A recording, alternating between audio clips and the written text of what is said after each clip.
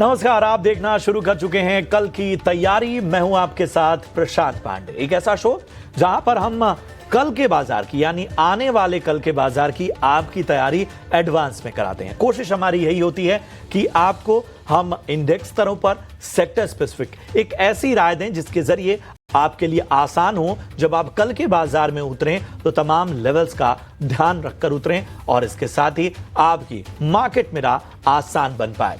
यही नहीं, हम कई सारे खबरों पर भी फोकस करते हैं और इसके साथ ही आपके सवालों का भी जवाब इस शो में दिया जाता है। तो मार्केट बंद होने के बाद इकलौता ऐसा शो है जहां पर आपके मार्केट से जुड़े सवालों के जवाब दिए जाते हैं और हमें खुशी होती है कि आप इतनी बड़ी संख्या में अपने सवाल हम तक पहुंचाते हैं। हालांकि एक समय सीमा है, उस वजह से हम ज्यादा सवालों को नहीं ले पाते, लेकिन सवाल भेजना है तो कल की तैयारी के यूट्यूब जो कमेंट बॉक्स है उस पर अपने सवाल भेजिए। लेकिन याद रखिए, यहां पर सवाल के जवाब आपको अगले दिन मिलते हैं, यानी आज जो आप सवाल पूछेंगे उसका जवाब आपको कल दिया जाएगा। जो सवाल आपने पिछले एपिसोड में पूछे हैं यानी शुक्रवार को या गुरुवार को जो पूछे हैं, उन सवालों के जवाब हम आज के शो में देंगे। यही नहीं, आप जब भी सवाल भेजिए तो अपना और अपने शहर का नाम, किस स्टॉक पे आपका सवाल है, किस भाव पे लिया है, क्या क्वांटिटी है और आखिर में नजरिया जरूर बताइए। चलिए, इन सब के बीच में मैं शो को आगे ले जाता हूं और अब अपनी चर्चा में मैं शामिल करूंगा जैनम ब्रोकिंग के किरण जानी साहब को। किरण जी, बहुत बहुत स्वागत आपका, हमें समय देने का बहुत बहुत शुक्रिया। तो बाजार से बेहतर संकेत रहे आज सोमवार, कह सकते हैं कि काफी वक्त बाद एक ऐसा सोमवार देखने को मिला जहां पर थ्रू आउट मार्केट पूरे दिन बाजार ने अपनी मजबूती जो है उसको कायम रखी और इसके साथ ही एक स्थिरता दिखाने की भी कोशिश की। वॉलेटिलिटी ज्यादा नजर नहीं आई। हफ्ते के पहले दिन बाजार में जो है वो बढ़त के साथ कारोबार हुआ। अब मैं लेवल्स की अगर हम बात करूं तो निफ्टी जो है वो लगभग 90 अंक चढ़कर 22,500 के ऊपर क्लोजिंग ली। बैंक निफ्टी की बात करें तो 294 अंकों के लगभग यहां पर तेजी देखने को मिली। 48,350 के स्तर पर जो है वो टिकने में कामयाब रहा। अगर हम बात करें मिड कैप और स्मॉल कैप की, तो यहां पर भी आधे % से ज्यादा की मजबूती हमें दोनों ही इंडाइसेस में देखने को मिली और ब्रॉड मार्केट से लेकर बाजार के तमाम बड़ी पिक्चर्स तक सभी तरफ संकेत बेहतर नजर आए। अब आज के बाजार में अगर हम देखें, खासतौर पे अगर हम बाजार के हीट मैप को देखें तो आप पाएंगे कि डॉक्टर रेड्डीज लैब लगभग 4% चढ़कर बंद हुआ। बजाज फिनसर्व देखिए लगभग 3.5% की तेजी यहां देखने को मिली। एसबीआई लाइफ इंश्योरेंस सेक्टर में भी आज खरीदारी नजर आई। एसबीआई लाइफ 3.5% चढ़कर बंद हुआ। इसी से जुड़ा अगर हम फार्मा सेक्टर को देखें, जैसा डॉक्टर रेड्डीज लैब की बात की, सिप्ला भी देखिए लगभग 2% की मजबूती नजर आई। ट्रेंट में लगातार मजबूती का आलम बना हुआ है, लगभग 2.25% आज भी जो है वो उछाल हमें देखने को मिला। इसके अलावा एक्सिस बैंक, एमएनएम, कोल इंडिया, ओएनजीसी, ये तमाम स्टॉक रहे जिनमें आज बेहतर संकेत हमें देखने को मिले। सेक्टर वाइज अगर हम देखें तो आप देखिए ऑटो एंसिलरीज हों, इसके अलावा बैंकिंग में भी आज मजबूती देखने को मिली। Karur Vysya bank, city union bank, JNK bank, Indian bank, ICICI bank, यहां पर खरीदारी, मतलब ओवरऑल देखें तो आज बाजार पूरी तरह से खरीदारी के मूड में ही नजर आया। शायद ही कोई ऐसा सेक्टर होगा जहां पर खरीदारी नजर नहीं आई हुई और यही वजह है कि आज बाजार में कहीं ना कहीं एक बेहतर माहौल देखने को मिला। किरण जी, ऐसे मार्केट में एक दो सवाल उठते हैं निवेशक के मन में कि क्या ये तेजी कल भी टिकने की उम्मीद है। दूसरा कि अब जाहिर सी बात है कुछ लोग जो डेंट खा चुके हैं, जो जिनको थोड़े जख्म इस बाजार ने दिए हैं, वो उछाल का भी इंतजार कर रहे थे, तो वो क्या करें। Good evening everyone. So overall अगर हम बाजार की बात करें तो जैसे आपने बताया कि आज कोई ऐसा सेक्टर होगा या जिसमें आज शेयर्स नीचे या तो डाउन ट्रेंड में हो। ओवरऑल आज माहौल काफी अच्छा था। अगर टेक्निकली बात करें हम या तो ग्लोबल क्यूज की भी अगर हम बात करें तो आज हमने देखा था कि एक तरफी चाल थी। रीजन बीइंग आप देखोगे तो कल से यूएस के अंदर एक फेड की पॉलिसी स्टार्ट होगी, 18 को उसका डिसीजन आएगा। तो कहीं ना कहीं मार्केट वो वेट कर रहा है और जिस तरह से मार्केट में संकेत है या तो ग्लोबल क्यूज है, देयर आर चांसेस के फेड की तरफ से थोड़ा मार्केट को सपोर्ट करने के लिए कोई स्टेटमेंट आ सकते हैं। उसी को लेके आज हमने देखा कि मार्केट में चौतरफा रैली आ रही थी। अब टेक्निकली अगर हम बात करें निफ्टी के अंदर 22,300 से 22,200 एक क्लस्टर सपोर्ट बन चुका है। चांसेस आर वेरी लेस कि मार्केट इसके नीचे जाए, क्योंकि एक अच्छा खासा 5 महीने का डाउनफॉल हमने देख लिया है। परसेंटेज वाइज, टाइम वाइज दोनों तरह के करेक्शंस कंप्लीट हो चुके हैं और यहाँ से अब स्लोली एंड ग्रेजुअली वापस एक बुलिश या तो बुल रन स्टार्ट हो, ऐसा एस्टिमेशन या तो इस तरह के संकेत हमें देखने को मिल रहे हैं। तो शॉर्ट टर्म के हिसाब से 22,100 के स्टॉप लॉस के साथ बाय ऑन डिप्स करेंगे।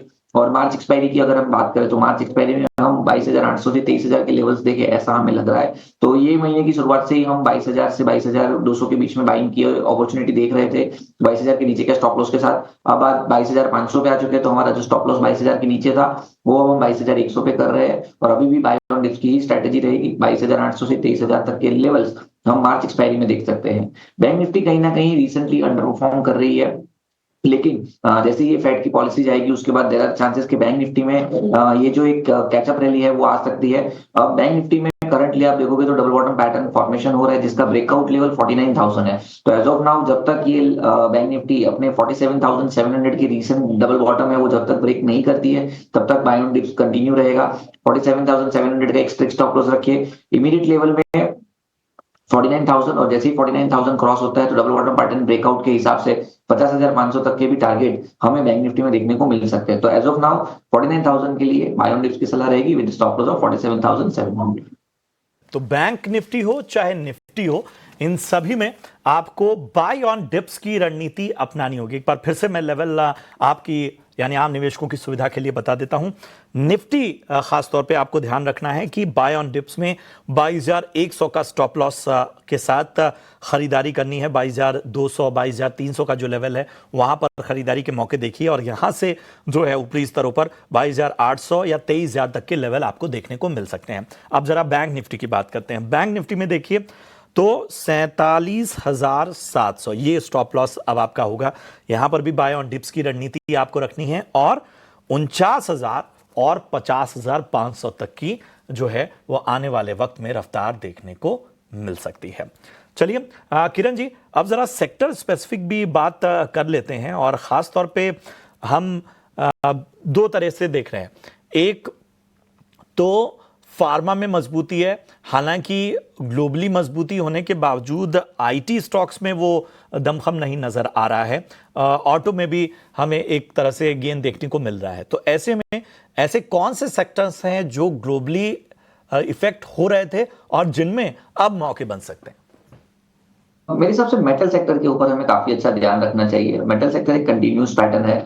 जिस तरह से नीचे से हमने देखा था कि लास्ट टू लास्ट वीक में मार्केट एक खराब पोजीशन में था, तब ये सेक्टर काफी अच्छा कर रहा था। और अब जब मार्केट का ट्रेंड चेंज हो रहा है तो definitely metal sector can be a leader in this rally also. अब मेटल सेक्टर की मैं बात करूं तो निफ्टी मेटल एक ऐसा सेक्टर है जो एकमात्र सेक्टर रहेगा जो अपनी 100 डेज मूविंग एवरेज के ऊपर ट्रेड कर रहा है। तो कहीं ना कहीं ये काफी बुलिश नजरिया है। दूसरी तरफ आपने बताया निफ्टी फार्मा, तो निफ्टी फार्मा का भी आप अगर चार्ट देखोगे तो कहीं ना कहीं निफ्टी मेटल्स की तरह ये इंडाइसिस भी ऐसा है कि जो अपनी 20 डेज मूविंग एवरेज के आसपास ट्रेड कर रहा है। डबल बॉटम पैटर्न इसने कंप्लीट किया है और साथ ही साथ एक बुलिश हार्मोनिक पैटर्न भी बनाया है। आज हमने देखा कि काफी अच्छा रिवर्सल देखने को मिला था। तो जब तक फार्मा 20,700 के ऊपर है, यहाँ पे भी हम लॉन्ग पोजीशन कर सकते हैं। तो वैसे आज हमारा जो बीटी मतलब जो कॉल रहेगा वीआईपी शेयर्स में, उसमें एक मेटल का शेयर ही है, लेकिन मेटल में काफी सारे शेयर है। जेएसडब्ल्यू स्टील हो गया, टाटा स्टील हो गया, हिंडाल्को हो गया, जिसके ऊपर आप ध्यान रख सकते हो। निफ्टी फार्मा पर्टिकुलर की बात करूँ तो आज सन फार्मा काफी अच्छी तेजी में था। सन फार्मा ने अपने प्रीवियस ब्रेकआउट लेवल के ऊपर सस्टेन किया है, अपनी 50 दिन की मूविंग एवरेज को रिटेस्ट किया है। तो जब तक ये स्टॉक 1700 के आसपास अवेलेबल है, मेरे हिसाब से लॉन्ग करना चाहिए 1680 के नीचे के स्टॉप लॉस के साथ। तो फार्मा के अंदर सन फार्मा में अच्छा लग रहा है। दूसरा, अगर फार्मा सेक्टर की बात करें तो ऑरो फार्मा के ऊपर आप ध्यान रख सकते हो। ऑरो फार्मा का भी सिमिलर चार्ट है, कप एंड हैंडल पैटर्न और एक falling veg pattern daily chart के ऊपर देखने को मिल रहा है। जब तक ये स्टॉक 1100 के ऊपर है, बाय ऑन डिप्स की सलाह रहेगी 1080 का स्टॉप लॉस हमें मेंटेन करना है, और कहीं ना कहीं 1200 तक ये स्टॉक जाए ऐसा हमें लग रहा है। तो सन फार्मा एंड ऑरोबिंदो फार्मा ये हमारे दो फार्मा में से प्रेफर्ड पिक रहेंगे। और JSW steel and Tata steel जो आज हमारा वीआईपी कॉल भी है वो हम चर्चा करेंगे। तो फार्मा में सन फार्मा और इसके साथ ही ऑरबिंदो फार्मा, ये जो है पसंद आता हुआ इस वक्त किरण जी को। अगर मेटल सेक्टर की बात करें तो जीएसडब्ल्यू स्टील और टाटा स्टील, यहाँ पर जो है वो खरीदारी की सलाह आपको रखने की बात, और लेवल्स का विशेष रूप से ध्यान रखिए। किरण जी, आप हमारे साथ बने रहे, आपके सवालों को शामिल करते हैं। तौसीफ खान का सवाल लेते हैं, और बिहार से हैं, और इन्होंने 220 शेयर लिए हुए हैं IRFC के। लगभग 38 रुपए की इनकी खरीदारी है, 38 की बाइंग है, और अच्छा मुनाफा यहां पर इनको होता हुआ। चलिए, तो इन सब के बीच में बताइए क्या राय बन रही है, खासतौर पे IRFC पे, किरण जी। सो IRFC की अगर हम बात करें तो एक सर्कुलर रैली के बाद हम देख रहे हैं कि प्रॉफिट बुकिंग एक काउंटर के अंदर कंटिन्यू है। 220 से काउंटर लुढ़कता हुआ नीचे में 100 रुपीज तक के एक लो बनाया है। कहीं ना कहीं 50% काइंड ऑफ करेक्शन हो चुका है। अब यहाँ से फर्दर करेक्शन हो उसके चांसेस कम है। साथ ही साथ इलेक्शन डे के जो लोस थे उसको भी ब्रेक करके काउंटर ट्रेड कर रहा है। तो एज ऑफ नाउ 100 रुपया यहाँ से ब्रेक करे उसके चांसेस कम है, और ऊपर में जो इलेक्शन डे के लो थे वो 150 के आसपास थे। तो ये 50 रुपए की रेंज में और भी ज्यादा कंसोलिडेट हो सकता है ये काउंटर, बट ओवरऑल व्यू काफी पॉजिटिव है। तो मेरे हिसाब से इनको होल्ड रखना चाहिए 100 रुपए के स्टॉप लॉस के साथ, और ऊपर में 150 के आसपास आए तब वापस एक बार के लिए चार्ट को रिव्यू करके अपने स्टॉप लॉसेस वो ट्रेल कर सकते हैं। तो एज ऑफ नाउ इनको होल्ड रखना है with stop loss of 100 rupees. तो यहां पर बने रहने की सलाह 100 के स्टॉप लॉस के साथ, और 150 के लेवल का इंतजार कीजिए। बढ़ते हैं आगे, किशन का सवाल लेते हैं। CDSL पे किरण जी इन्होंने खरीदारी की है, और 1200 के भाव पे 50 शेयर इनके पास है। CDSL कैसा लगता है आपको? CDSL की बात करें तो ये भी एक आउट परफॉर्मर स्टॉक था। हमने देखा था कि NSDL और CDSL दो में से सिर्फ CDSL लिस्टेड था, और काफी सारे इन्वेस्टर का इसके ऊपर भरोसा था। रिसेंटली हमने देखा कि ऊपर के लेवल से एक प्रॉफिट बुकिंग चल रही है।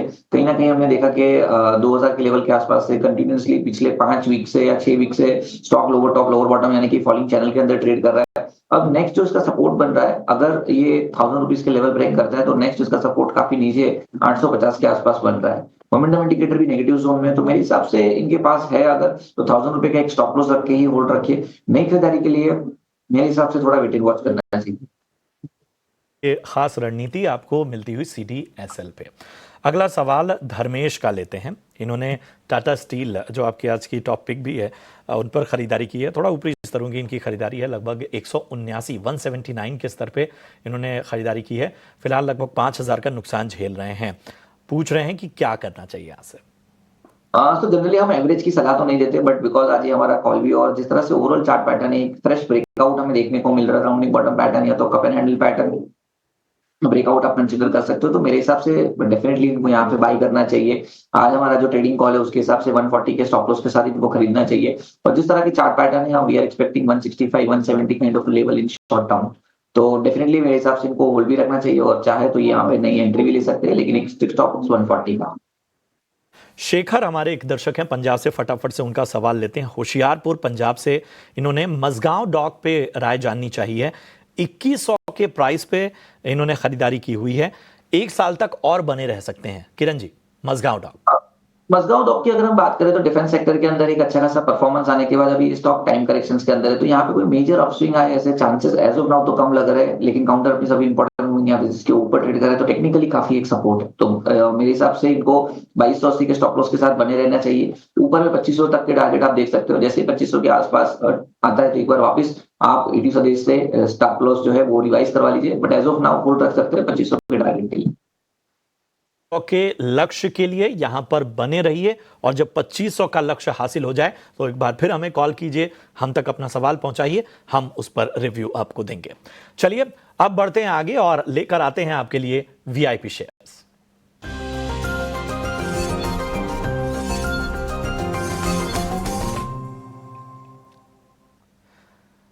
तो किरण जी, टाटा स्टील की तो बात हो गई, इसके अलावा बताइए कौन सी ऐसी टॉपिक है जो आपके रडार पे है, या अगर कुछ और नया भी देना चाहते हैं तो उसका भी स्वागत है।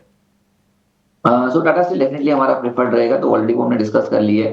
लेकिन उसके अलावा PSUs कंपनी काफी सारी है जो अपने लोअर ले से रिकवर हो रही है, तो उसमें से REC लिमिटेड में काफी अच्छा लग रहा है।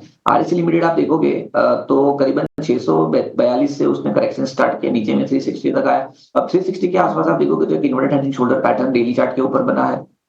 प्राइसेस वापस 20 दिन के ऊपर ट्रेड कर रही है। मोमेंटम इंडिकेटर जो एक्सट्रीम ओवरसोल्ड टेरिटरी में था वो वापस बुलिश जोन के अंदर या तो न्यूट्रल जोन के अंदर ट्रेड कर रहा है। और जैसे हमने बताया inverted head and shoulder pattern जो एक रिवर्सल पैटर्न है उसका फॉर्मेशन है। तो जब तक ये स्टॉक 400 के ऊपर है मेरे हिसाब से करंट मार्केट प्राइस या कोई भी टिप आए लॉन्ग करना चाहिए।